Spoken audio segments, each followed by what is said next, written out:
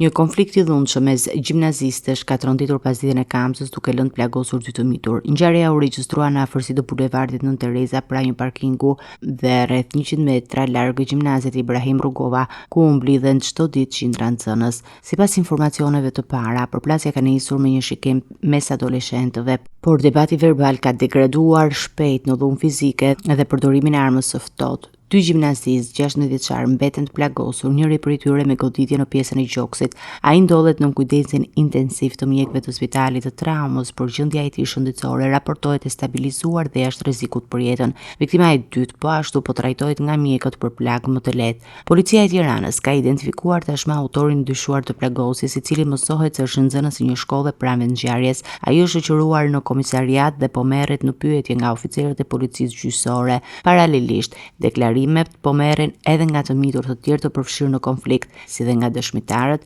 që kanë parë nga afër sherrin. Hetuesit po punojnë për të zbardhur motivet e plota të ngjarjes, ndërsa pista kryesore mbetet një përplasje banale mes adoleshentëve që u përshkallëzuan në përdorimin e armës së ftohtë. Ngjarja ka ngritur shqetësim tek komuniteti dhe prindërit e gjimnazistëve, ndërsa policia ka shtuar prezencën në zonë për të parandaluar incidente të tjera mes nxënësve.